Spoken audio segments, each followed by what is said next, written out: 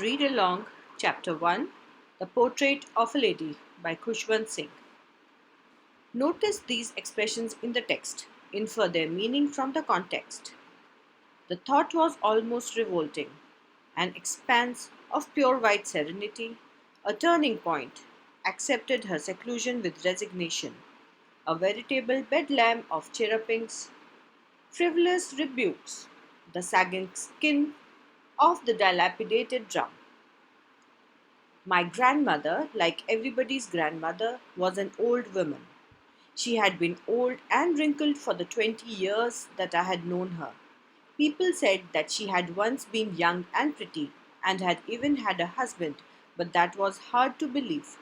My grandfather's portrait hung above the mantelpiece in the drawing room. He wore a big turban and loose fitting clothes. His long white beard covered the best part of his chest, and he looked at least 100 years old. He did not look the sort of a person who would have a wife or children. He looked as if he could only have lots and lots of grandchildren. As for my grandmother being young and pretty, the thought was almost revolting. She often told us of the games she used to play as a child. That seemed quite absurd and undignified on her part, and we treated it like the fables of the prophet she used to tell us. She had always been short and fat and slightly bent. Her face was a crisscross of wrinkles running from everywhere to everywhere.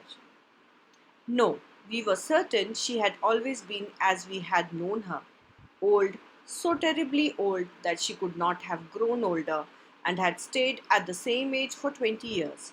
She could never have been pretty, but she was always beautiful. She hobbled about the house in spotless white, with one hand resting on her waist to balance her stoop, and the other telling the beads of her rosary. Locks were scattered untidily over her pale, puckered face, and her lips constantly moved in inaudible prayer. Yes, she was beautiful. She was like the winter landscape in the mountains, an expanse of pure white serenity, breathing peace and contentment. My grandmother and I were good friends. My parents left me with her when they went to live in the city, and we were constantly together. She used to wake me up in the morning and get me ready for school. She said her morning prayer in a monotonous sing song while she bathed and dressed me in the hope that I would listen and get to know it by heart.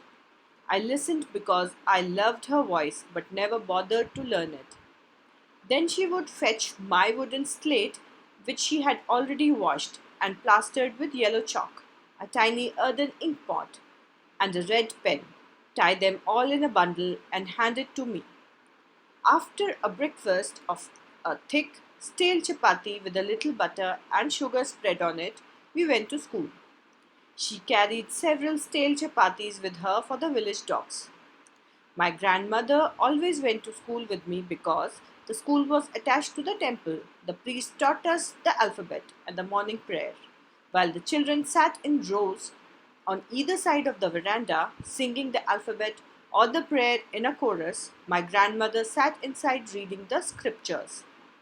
When we had both finished, we would walk back together. This time, the village dogs would meet us at the temple door. They followed us to our home, growling and fighting with each other for the chapatis we threw to them. When my parents were comfortably settled in the city, they sent for us. That was a turning point in our friendship. Although we shared the same room, my grandmother no longer came to school with me. I used to go to an English school in a motor bus. There were no dogs in the streets, and she took to feeding sparrows in the courtyard of a city house. As the years rolled by, we saw less of each other. For some time, she continued to wake me up and get me ready for school. When I came back, she would ask me what the teacher had taught me. I would tell her English words and little things of Western science and learning, the law of gravity, Archimedes' principle, the world being round, etc. This made her unhappy. She could not help me with my lessons. She did not believe in the things they taught at the English school, and was distressed that there was no teaching about God and the scriptures. One day, I announced that we were being given music lessons. She was very disturbed. To her, music had lewd associations. It was the monopoly of harlots and beggars and not meant for gentlefolk. Nothing but her silence meant disapproval. She rarely talked to me after that. When I went up to university, I was given a room of my own. The common link of friendship was snapped. My grandmother accepted her seclusion with resignation. She rarely left her spinning wheel to talk to anyone. From sunrise to sunset, she sat by her wheel spinning and reciting prayers. Only in the afternoon she relaxed for a while to feed the sparrows.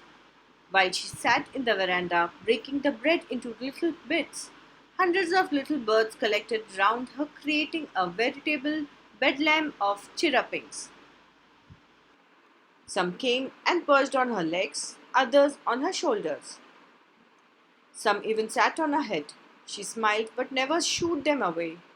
It used to be the happiest half hour of the day for her. When I decided to go abroad for further studies, I was sure my grandmother would be upset. I would be away for 5 years, and at her age one could never tell. But my grandmother could. She was not even sentimental. She came to leave me at the railway station but did not talk or show any emotions. Her lips moved in prayer, her mind was lost in prayer. Her fingers were busy telling the beads of her rosary. Silently she kissed my forehead, and when I left, I cherished the moist imprint as perhaps the last sign of physical contact between us. But that was not so. After 5 years, I came back home and was met by her at the station. She did not look a day older. She still had no time for words, and while she clasped me in her arms, I could hear her reciting her prayers. Even on the first day of my arrival, her happiest moments were with her sparrows, whom she fed longer and with frivolous rebukes. In evening, a change came over her. She did not pray. She collected the women of the neighborhood, got an old drum, and started to sing. For several hours, she thumped the sagging skins of the dilapidated drum and sang of the homecoming of warriors. We had to persuade her to stop to avoid overstraining. That was the first time since I had known her that she did not pray. The next morning she was taken ill. It was a mild fever, and the doctor told us that it would go.